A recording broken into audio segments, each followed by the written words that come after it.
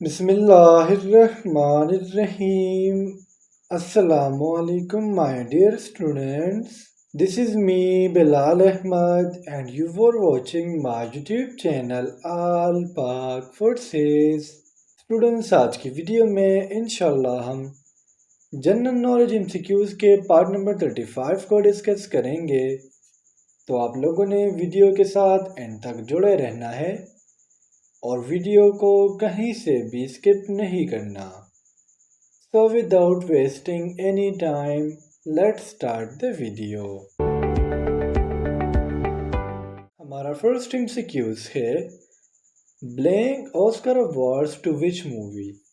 Students, यहाँ पर आपने एक करेक्शन करनी है। ऑस्कर अवार्ड से पहले आपने 7 लगा लेना है। Mean 7 Oscar awards to which movie, यानी 7 ऑस्कर अवार्ड कौन सी मूवी को मिले थे। So the correct option is option B, mean everything everywhere all at once. Students, थोड़ी सी बात करते हैं ऑस्कर अवार्ड के बारे में कि ऑस्कर अवार्ड आखिरकार है क्या। ऑस्कर अवार्ड को हम दूसरा नाम देते हैं एकेडमी अवार्ड, जो academy of motion pictures arts and sciences देती है। ये दो चीज़ों में दिया जाता है, एक वो लोग जो मूवीज़ में काम करते हो और एक वो लोग जो टेक्निकल में काम करते हो। इसकी जो नेक्स्ट सेरेमनी होगी वो 2024 में होंगी और जो फर्स्ट टाइम ऑस्कर अवार्ड दिया गया था वो डेट थी मई 16 1929 को। आज तक स्टूडेंट जितने भी मूवीज़ बनाए गए हैं उसमें सिर्फ everything everywhere all at once एक ऐसी मूवी है जिसको आज तक 7 ऑस्कर अवार्ड्स मिले हैं। इसके अलावा all are quiet on frontier line उसको 4 अवार्ड्स मिले थे, जबकि द वेल मूवी को 2 ऑस्कर अवार्ड्स मिले थे। एक्सक्यूज नंबर 2 है हमारा as per Times magazine who is the most influential person of 2023। Students, जो टाइम मैगज़ीन है या अमेरिका एक मैगज़ीन है जो न्यूयॉर्क से पब्लिश होता है, इसके मुताबिक 2023 में जो मोस्ट असरअंदाज इंसान है 2023 का वो है Shahrukh Khan. So the correct option is option C. Shahrukh Khan के बाद दूसरा ईरानियन वुमेन्स थे जिन्होंने कोई प्रोटेस्ट किया होगा, तो इस मैगज़ीन में सबसे ज़्यादा जिक्र फिर शाहरुख खान के बाद उन लोगों का आया हुआ है। एमसीक्यूज नंबर 3 है हमारा famous Turkish drama Dirilis Ertugrul and Osman belongs to which century. Ertugrul को स्टूडेंट्स हम सिंपली नाम देते हैं अर्तुगरुल का। ये खिलाफत उस्मानिया को बयान करने वाला एक तारीखी ड्रामा है जिसमें जो अर्तुगरुल का बेटा है उस्मान, इसने किस तरीके से ऑटोमन एम्पायर को अपना किया 1299 में, ये पूरा का पूरा किस्सा इस ड्रामे में बयान किया गया है। और ये जो ड्रामा है 13 सेंचुरी से बिलोंग करता है। So the correct option is option C. MCQ number 4 है हमारा which Pakistani actor will be starring in the Netflix series the crown. तो नेटफ्लिक्स हमारे पास एक ऐसा वेबसाइट है, एक ऐसी जगह है जिस पर डिफरेंट मूवीज़ बनाई जाती है और द क्राउन ये हमारे पास एक ड्रामा सीरीज़ है नेटफ्लिक्स पर। अब वो पाकिस्तानी एक्टर जिसके चांसेस है कि वो नेटफ्लिक्स पर आएगा उसका नाम है Humayun Saeed. So the correct option is option D. Excuse number 5 है हमारा कैरोलिना बिलवास का miss world 2021 belongs to which country. सुनो, कैरोलिना ये एक 24 ईयर्स की लड़की है जिसको मिस वर्ल्ड का अवार्ड मिला था 2021 में और ये जिस कंट्री से बिलोंग करती है उसका नाम है Poland. So the correct option is option D. Soon, Poland में दूसरी लड़की थे जिसको मिस वर्ल्ड का इनाम दिया गया। इससे पहले पहले एक और लड़की भी गुजर चुकी है पोलैंड की जिसको मिस वर्ल्ड का टाइटल दिया गया था। एक्सक्यूज नंबर 6 है हमारा cans film festival 2023 held in which country. तो कैन्स फिल्म फेस्टिवल को हम इंटरनेशनल कैन्स फेस्टिवल भी कहते हैं क्योंकि इसमें ऑल ओवर द वर्ल्ड से लोग हिस्सा लेंगे।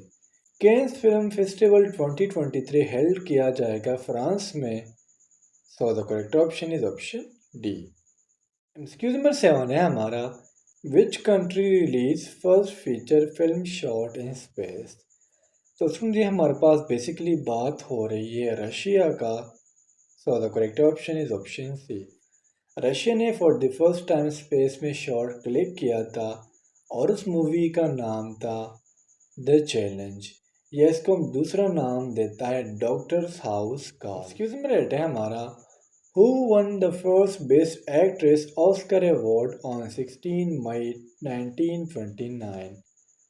पहली वो कौन सी एक्ट्रेस थी जिनको ऑस्कर अवार्ड मिला था 16 मई 1929 को। So the correct option is option B, mean Janet Gaynor. उन्हें पहली एक्ट्रेस थी जिनको ऑस्कर अवार्ड मिला था 1929 में। और जिस तरह मैंने आपको शुरू में बताया कि ऑस्कर अवार्ड का आगाज़ भी 1929 में हुआ है। क्वेश्चन नंबर 9 है हमारा, Janet Gaynor won the first Best Actress Oscar award in 1929. She belonged to which country? जिस तरह MCQs नंबर 8 में हम डिस्कस कर चुके हैं कि 1929 में जेनेट गायनोर को फर्स्ट ऑस्कर अवार्ड मिला था, तो ये कौन सी कंट्री से बिलोंग करती थी। तो इसका हमारे पास जो करेक्ट ऑप्शन है वो है option B, mean USA, united states of America. Question number 10 है हमारा, famous play of William Shakespeare is. Students, Shakespeare का आपने एक नावल पढ़ा होगा हैमलेट, और इसका हमारे पास जो फेमस प्ले है वो भी है Hamlet. So the correct option is option B. Hamlet students हमारे पास डेनमार्क का एक प्रिंस था। पूरा किस्सा मैं नहीं सुना सकता, इंशाल्लाह नेक्स्ट वीडियो में मैं पूरी कोशिश करूँगा कि हैमलेट की समरी में आप लोगों के सामने रख दूँ ताकि आप लोगों को समझ आ सके। बस फिलहाल आप सिर्फ इतना जान लें कि शेक्सपियर का जो फेमस प्ले था वो था हैमलेट। एक्सक्यूज नंबर 11 है हमारा, who is the writer of the famous Turkish drama Dirilis Ertugrul. Ertugrul students ये एक ड्रामा है जिस पर आजकल पश्तून लोग भी डबिंग कर रहे हैं और बहुत अच्छी रेटिंग के साथ। तो इसके हमारे पास जो राइटर थे वो थे Mehmet Bozdag. So the correct option is option A. Number 12 है हमारा, name the president of first Oscar award in 1929। Oscar award जो 1929 में दिया गया था उस वक़्त इसके प्रेसिडेंट कौन थे। So the correct option is option A, mean Douglas Fairbanks. Students, तमाम के तमाम तफसीलात मैं आपको ऑस्कर अवार्ड के बारे में शुरू में दे चुका हूँ।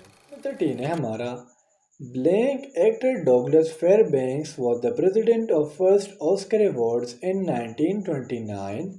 He belongs to which country? तो उसमें जो डॉगलर थे ये हमारे पास एक अमेरिकन थे।